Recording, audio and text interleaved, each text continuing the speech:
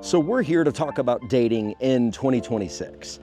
Dating in a time where I would argue is the period of time that has seen the most amount of rapid change in societal norms, perhaps ever in human history.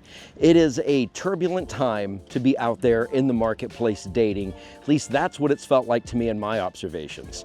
But we're here more specifically, not just to talk about dating, but dating while living on a boat. I want to talk about the ups and the downs and the challenges and many of the little caveats along the way, and also a pretty funny story. In my past videos, I've covered how I got divorced and ended up on my boat Nomad in the first place.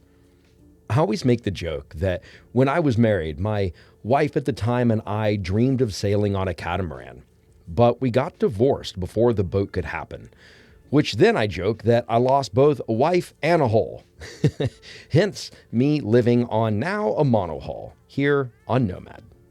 So here I am, a single guy living in the middle of a city on the west coast of Florida off of my boat. And I gotta tell you, it's a really cool city. St. Petersburg has so many things to do. They're even setting up for the formula races right now.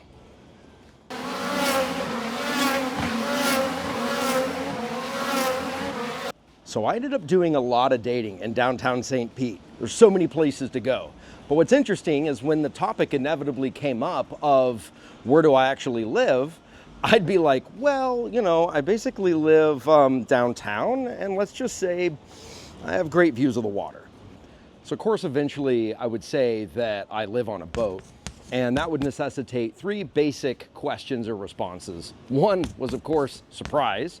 Two was them internalizing this reality of, wait, you're saying you don't own a home?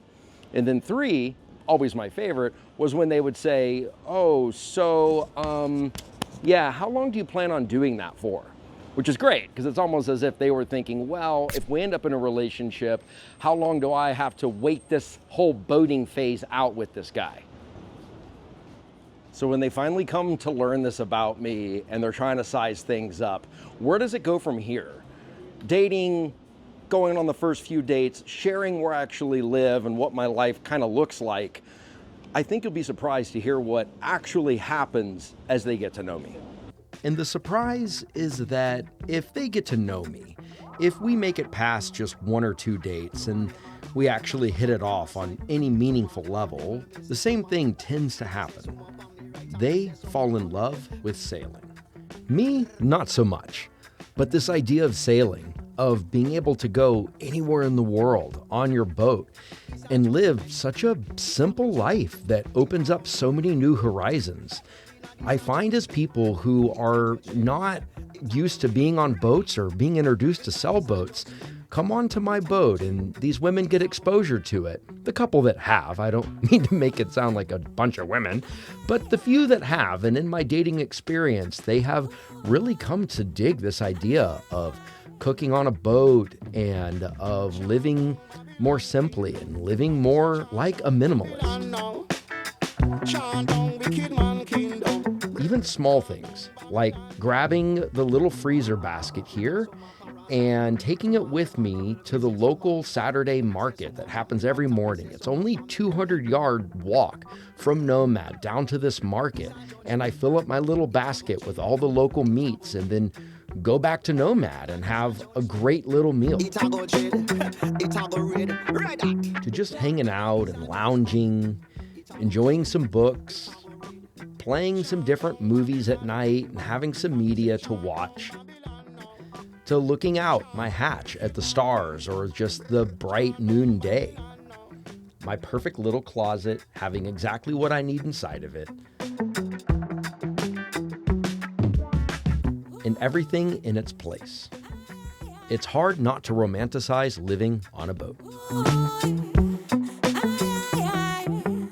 So yes, living on a boat has been one of the most amazing times of my life. And I haven't even got to go cruising out into the wide open yet, as I'm still getting Nomad ready. But just the sheer act of being on a boat and being in a city has really been an amazing time of my life. And I know whenever I'm on that date, should that woman and I get to know each other and spend more time together, should we vibe, should we click, that they are going to get introduced to sailing through me. And I always feel confident that they're gonna come to love it just the way that I do. But now I gotta share that funny story. Okay, so here's the funny story that I promised you. I had just gotten Nomad. I was just getting used to life aboard my wonderful, incredible boat I'm so grateful for. And I went on a date, and I'm a gentleman. I don't often take people back to my boat. That's quite rare. But this woman, I knew we were just gonna enjoy a couple of drinks on Nomad, very PG. She was totally cool. But when I met her at the bar, or at the restaurant rather, she showed up extremely done up. I'm talking fur coat, jewelry like you wouldn't believe. And I'm sitting back like, this is gonna be interesting. So as the date progresses, she, says, well, why don't we, go have a drink at your place? And really, it's not like that. So now I'm in a weird spot because I'm like, it's a boat, and I'm picturing her and what this is going to be like. And I had this thought in my head of her coming onto Nomad and having to use the bathroom and her in her fur coat pumping my manual toilet.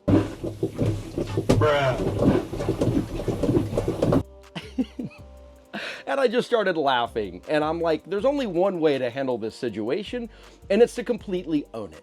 So I told her, well, you need to know, I don't have a condo down here or whatever I live on a boat.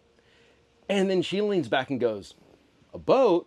Just like the top 3 things that happen. So you don't have a house? No. Okay. So is it here? I'm like, well, yeah, it's, down at the marina. And she's like, oh, okay. Do you have like a hot tub or anything? It's a hot tub? I was like, whoa. Hold on. You might be thinking like I got a super yacht. No. This is just a humble little sub 40-foot monohull sailboat. And in my head, I'm like, that probably doesn't mean anything to her. And I'm like, it's, an expedition vessel, small boat, meant for crossing oceans, Alaska, that kind of thing. Only if you're comfortable with it. So it's an interesting place to be, right? Because if you do take your date back to a boat that you live on and they don't come from the boating community, and I don't date anybody in the boating community because everybody in the boating community is married, far as I know. So these are always landlubbers that end up going on dates with me.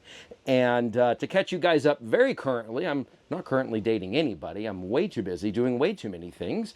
But my point is that when these things happen, and should you find yourself living on a boat, you're going to end up in some interesting situations sometimes should you be single and dating while on a boat.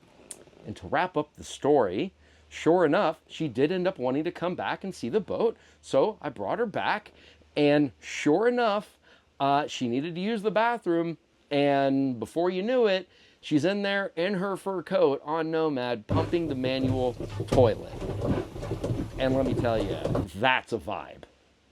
So that's my story and my challenges and things that I've found surrounding dating while living on a boat. This is the New to Boat Life series. So this is me just figuring my way out in this world, in living inside of an adventure machine. If you check on Sunday, that is the How the Pros Do It series, and that's the yacht rigger informing me at a professional level how to do the things that I need to do on Nomad, and that episode is going to be featuring some more running rigging, which is really going to be pretty much the summation of my status of the running rigging on Nomad, using all the southern ropes, lines, and things like that to get everything up and running on the boat. So we're going to be running on some furling lines, and then it's going to be time to put sails on this boat for the first time in 12 years.